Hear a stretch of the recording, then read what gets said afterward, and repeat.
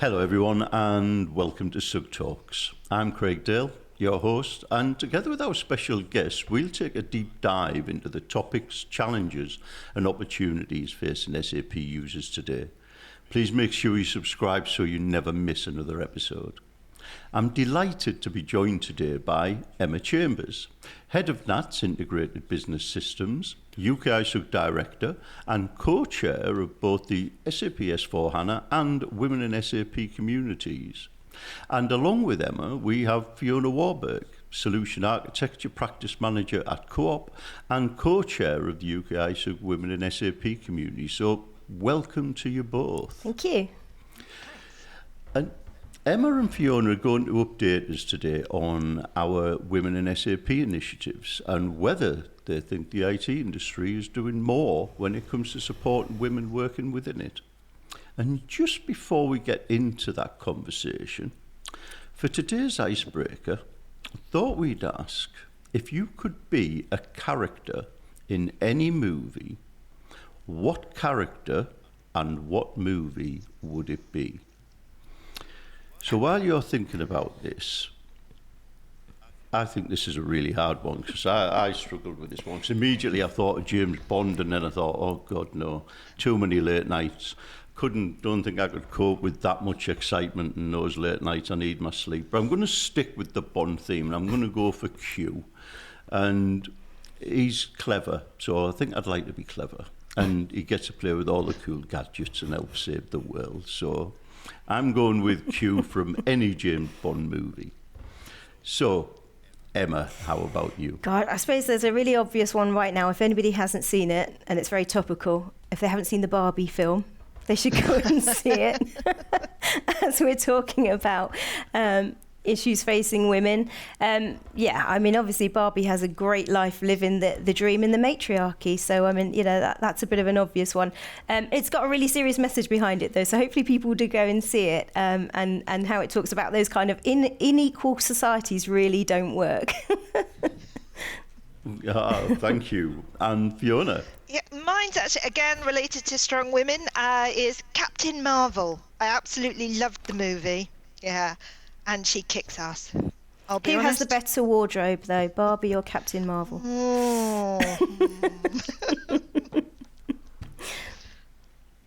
But that would be my choice. Thank you very much. Well, I'll see what gadgets I can dream up for you both to help you in your work there. So thank you very much for that. And just to start us off, I wondered if you could just provide an overview of what the Women in SAP community has been doing since we last caught up on the podcast, which was about 18 months ago now. So, Emma, if you could take us away. Okay, sure, yeah, it was. It was November 2021. I can't remember if it was just before. I think it was just before Connect, in fact. Wow. One of the things we've really done is grown the network quite significantly. So, for example, we've hosted our first full-day event in the summer last year at Microsoft. And although we were hit a bit by train strikes, they haven't gone away, but that day we were particularly impacted. We had about a really good day, but about 30 people. By contrast, our summer event that we did this year, hosted by Deloitte in June, we had about 100 people. So we've really kind of grown those events, gotten them much bigger and better.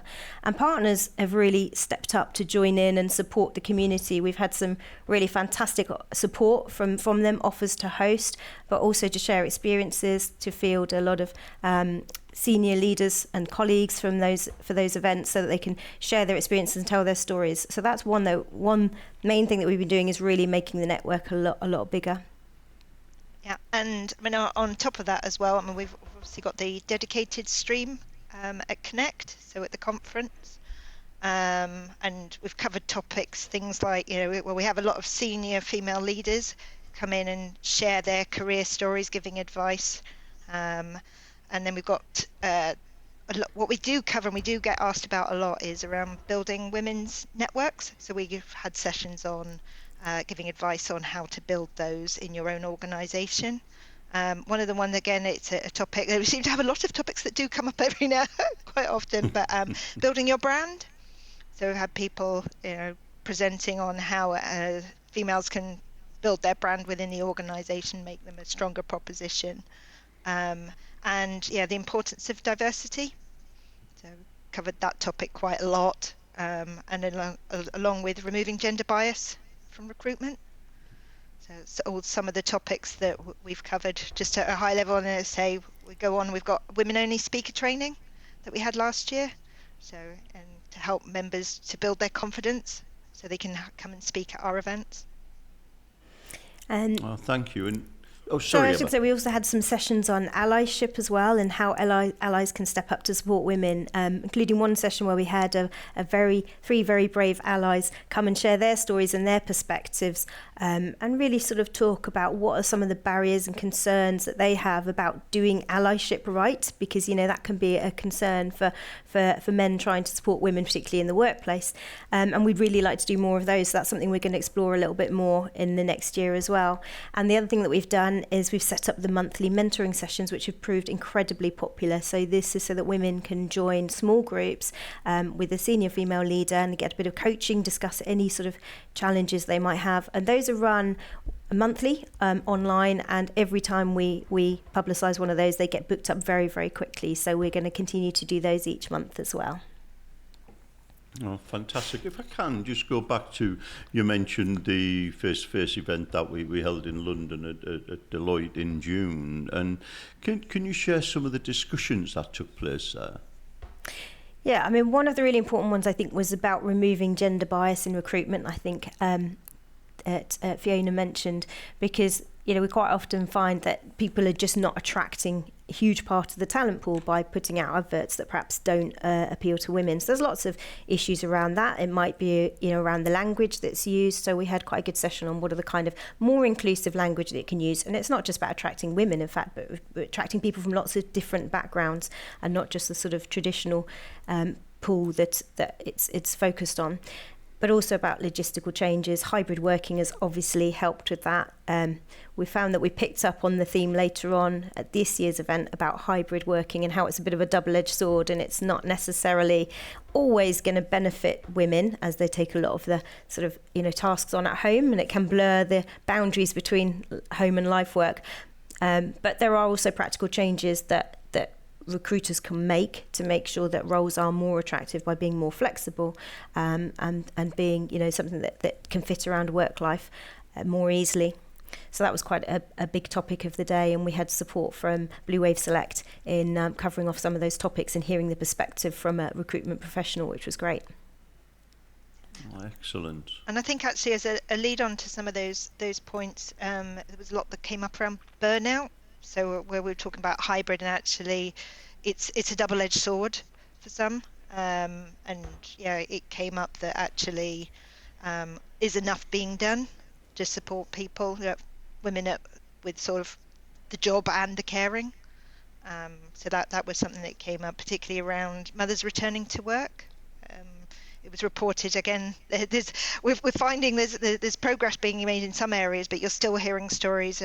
People saying, well, when I came back from maternity leave, I've been looked over for promotion, or I've been demoted, things like that. That again, it was some interesting conversations, let's say.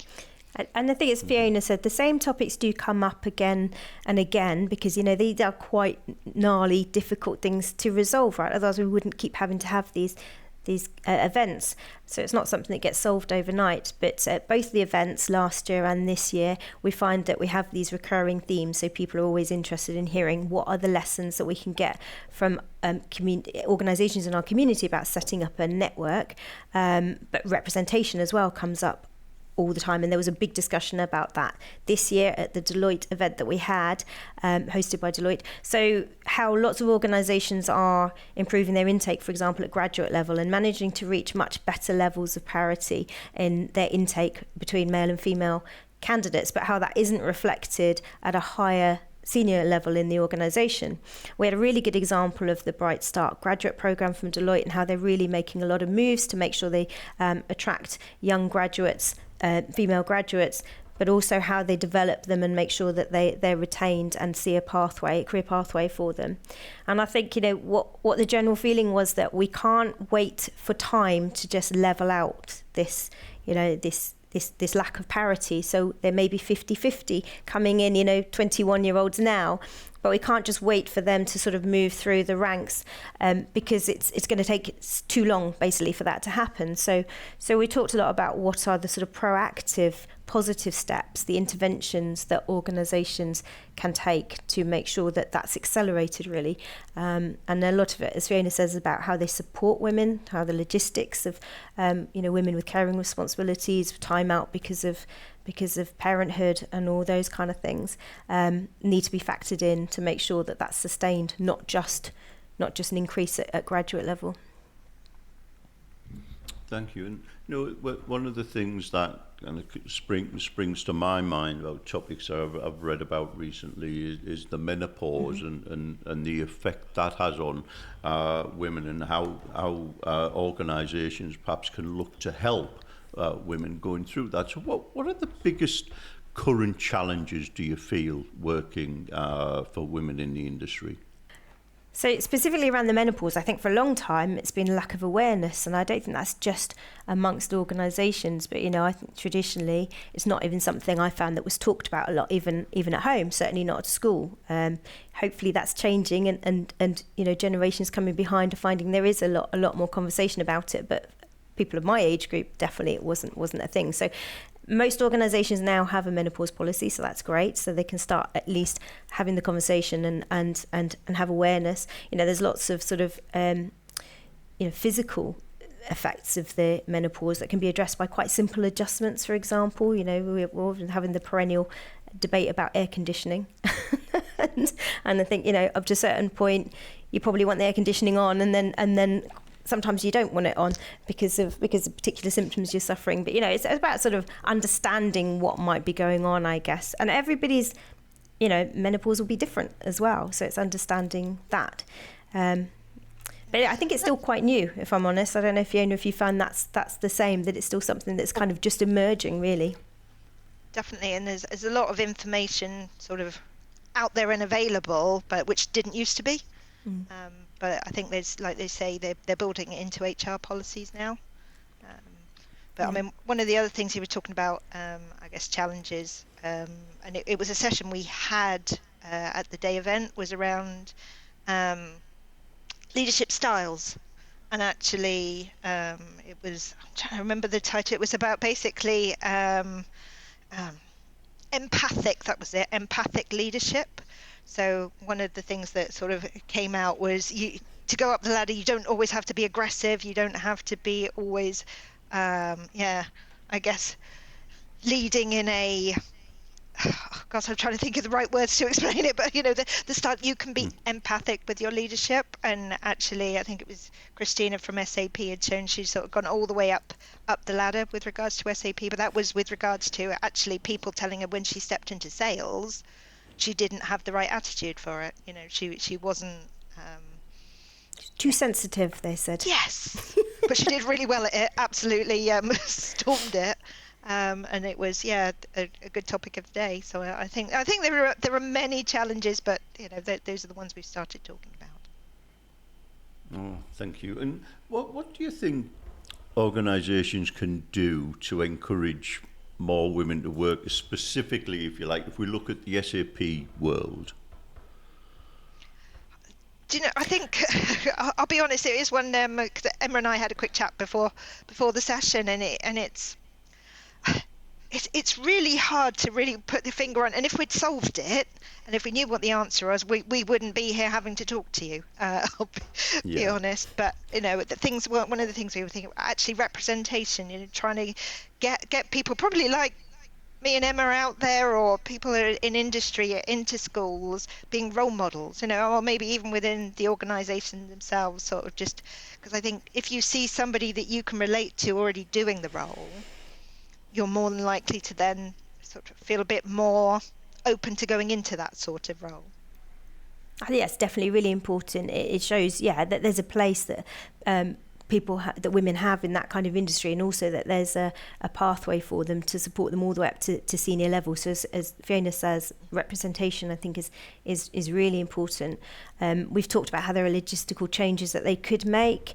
Are they traditionally set up to sort of support a bit of an old traditional persona of a male employee rather than female? And we talked, I was on a webinar earlier in the summer where we talked about how perhaps the way that people are supported in attending events is one of the things that we always talk about, is that we don't get so many women at our events, and we want to understand, is that around travel, is it around being away from the home, is it other responsibilities they've got and things like that. And one of the interesting conversations we had on this webinar, it was part of London Tech Week actually, was about how the traditional constructs around how expenses are managed tends to be set up around an old-fashioned persona, perhaps, of a male delegate who he might have somebody at home, a wife at home looking after the household, and so traditionally they get their expenses in terms of travel, maybe a hotel, maybe a hospitality bill or whatever,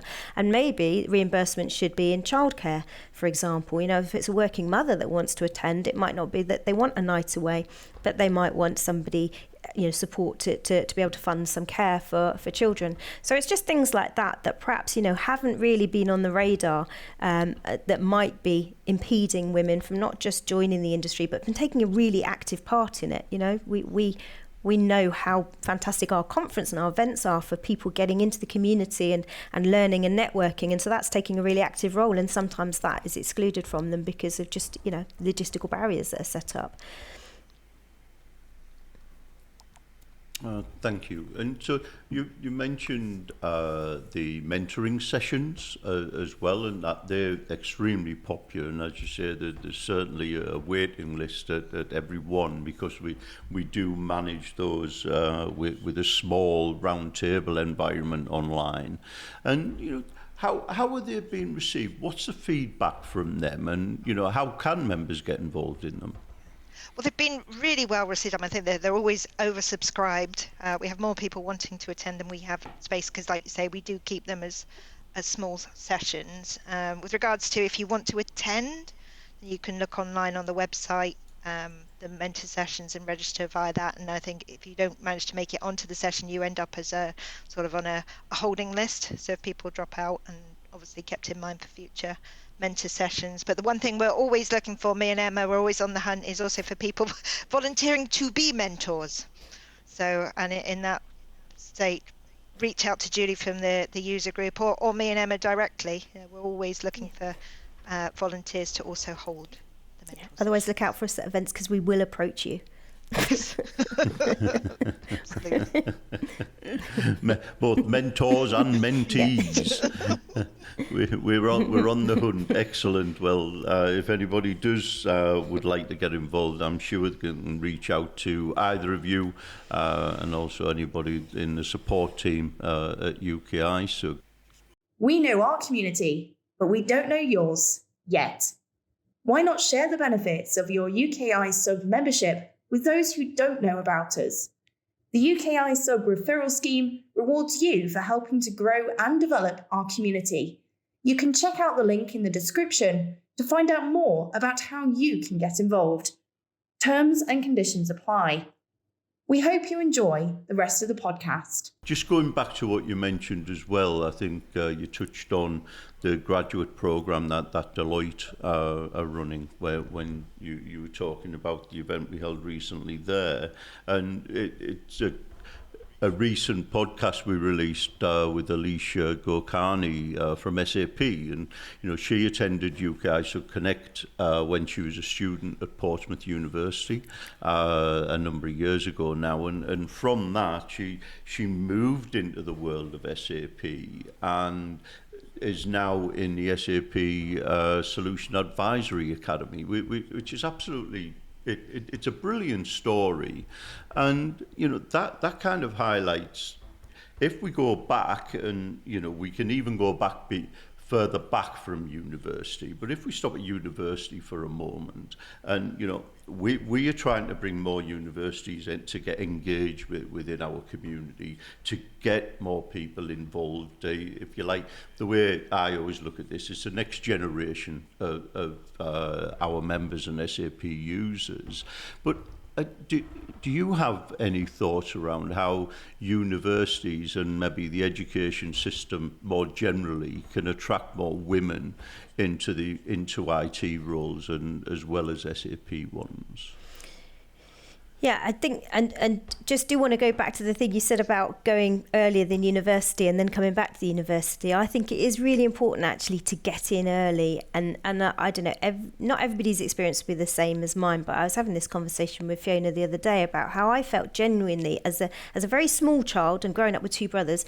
I never felt that there was anything that my brothers could do that I couldn't do, and my experience was it was only really sort of later in school as you start to sort of approach the world of work, because you're thinking about what sort of subjects you might want to study, that some of those sort of barriers and constraints that come from the norms of what's expected of women start to filter down. So I kind of feel like you need to get in before those barriers and constraints start getting imposed on young girls.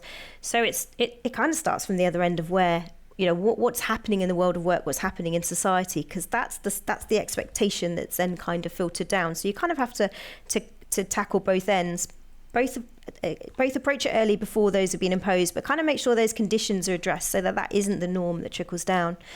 So somewhere in the middle, you've got the university grads, as you say, and I think the Bright Start program that we talked about at Deloitte was a really good example of that. And one of the things that they did was to send those young women that were on that scheme, that successfully got onto the scheme and then were thriving in it and were sort of forging their career pathways, to go back to their schools. And I think that's a really good tactic. So go back to local schools, go back to the schools that they came from, to say, look at me as a representative, and this is something that you could be. They're going to relate really well, I think, to young graduates. So it sort of shows there's representation, it shows there's a role model, and that there's a pathway for them. So I think that kind of reach back in is really, really important. Yeah, and I mean the thing that did come out of the day with Deloitte, though, was, like, say that the intake they had was 50-50. It was as you got further up the chain within the organisations. I mean, obviously we'll have to do some research on exactly, well, is that the same across the board for all graduate schemes? And the other thing they had was that they had apprentice intake as well, so school leavers as well. So I think there's an element, like Emma was saying, get into the school rather than the university.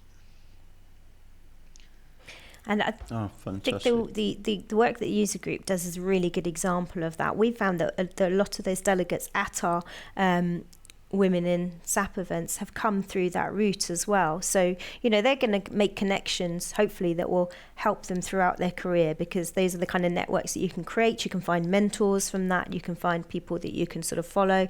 And so, it's good to think that some of those connections are actually being made at our events. So that in itself is providing quite an important forum, I think, for them. And the other thing that they talked about is the work of events like the STEMettes. So this is a group that's set up specifically to sort of foster, interest and development for young girls to come into STEM subjects. So, look them up online and you'll see about the work they do. There are other groups, but that's one that we particularly have become familiar with the work of. That's excellent. And, that's interesting, that going back to school, because that was one of the points that Alicia brought up in the discussion that I had with her about going back to the university and talking to showcase what her journey.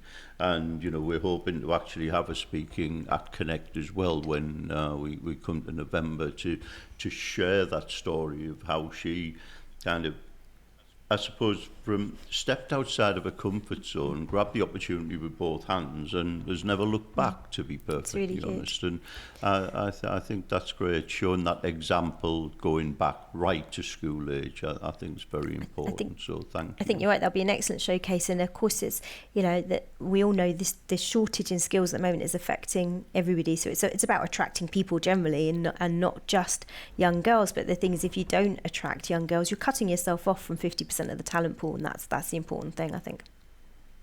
Mm-hmm. Thank you. And so I'm talking about Connect there and obviously the future and where we're going with everything. Looking forward, what plans do you have for the women in SAP community? Well, the very next event that we've got in September is we've collaborated with Vivian Bosch from SAP. So every session, really, we try and have a focus, encouraging women to discuss the barriers they have from attending and presenting at events. We're still not seeing very many female speakers at our events. So to see if we're more that we could do around that. So this session is going to be great because this is Vivian, who's very sort of active and very prolific, working for SAP, and is really engaging content creator and very confident presenter. And so she's going to do a workshop. It's a very small workshop, so it's booked up very quickly, with a very small group of women to sort of work on their confidence, their presenting skills, negotiating skills, how to talk to camera, because a lot of us need to do that now if you're going to create engaging content and get it on LinkedIn, which tends to be the way that people communicate. And it picks up on an important point as well about attracting next generation of talent, because one thing that we did learn from those graduates, ask them directly when we said, how do you hear about jobs? It's always TikTok and Facebook. It's not even Facebook. I think that's for old people like me. It's social media. So so we really need to kind of get these skills to be able to connect with the next generation. So that's going to be a really fantastic event, and hopefully from that we will be able to encourage more women to speak maybe at Connect itself this year. Oh, fantastic. But that's not all. We have we have an event in October at Dawn Macabre, and we're going to be focusing on inclusivity in design, with a focus on women, but there will be a general design discussion. But we're also covering, we've mentioned it already, but October is Menopause Month, so we're going to be looking at the issues around menopause in the afternoon. So that's the 5th of October. And as you said, Craig, we're going to have a dedicated stream at Connect. We haven't yet announced the plans for that, but we are going to make sure that we pick up on some of those recurring themes that members ask for. But also, I think we'd like to look at, we're going to talk about design, inclusivity in design at Dawn Macabre, as Fiona said, but I think we'd like to look at how gender bias is built into our everyday lives, and particularly, it's apt at the conference, what that means for tech. What does it mean for AI, which is a really big theme at the moment, if there is a gender bias already built into data? So that's quite a big theme that we'd like to pick up on. So that might be something we discuss at Connect. But there is like to hear from our members. Ask from me. Yeah, it is actually, yeah. Can we add ideas? If there are people listening to this, please get a hold of me or Emma. Ideas for future sessions. We're always wanting to hear from our community. What is it you want?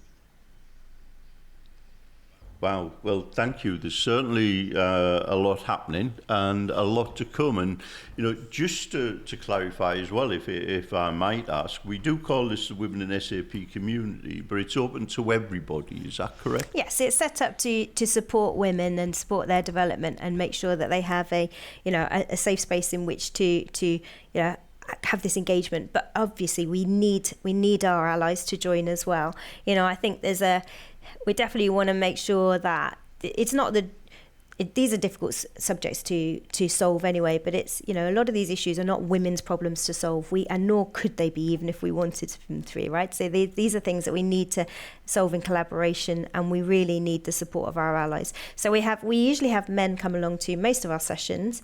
I think, it's the flip side, there's more women in the room, so it's like the alternative to what you normally get at a tech business event. But no, we really appreciate their engagement, their presence, and obviously, this has got to be something that we do as a wider community, so we really do want to encourage that to continue. Oh, fantastic, thank you. And is there anything that we haven't covered as we come towards the end of our discussion? Anything that you would like to say before we close down? I think what I'd just say, and the way that the whole community has been received, is that, it's very, very rewarding being part of it. I think, we all acknowledge it would be great if we didn't have to have this community, because, there wouldn't be any topics to discuss and challenges to overcome. But it is an amazing, so it's an amazing community to have. And one thing that I find is that at the end of an event like this, you always get women coming up to you and saying, really heartfelt thanks for putting the event on. They say thank you so much for putting it on. It meant so much for me to be here. And, you know, as exciting as our other events are, that doesn't tend to happen to you at the end of an S4 SIG, you know, something like that. So I think it just shows how much this community really, really means to people. And that's been reflected in the engagement and the way that people have got involved. Yeah, and I'll be honest, that's all I was going to mention as well, is it's that the vibe of the sessions, the whole, be it the days or webinars, it's just a feel good factor. You come out really, really energized. I had probably 4 or 5 team members come to the one up in London, and they all absolutely loved it. So please do get involved. Come along. Thank you. Fiona, Emma, thank you very, very much for joining me today. And it's been absolutely brilliant to hear more about what you're doing and why. And, you know, to our listeners, thank you for listening. We hope you enjoyed the conversation and found it valuable. Don't forget, if you want to get involved, just visit the website, sapusers.org, and you'll be able to navigate through to the Women in SAP community. Please do share your thoughts on the topics that you would like us to cover, and also do engage with the community, because it's very beneficial for everybody, I do believe.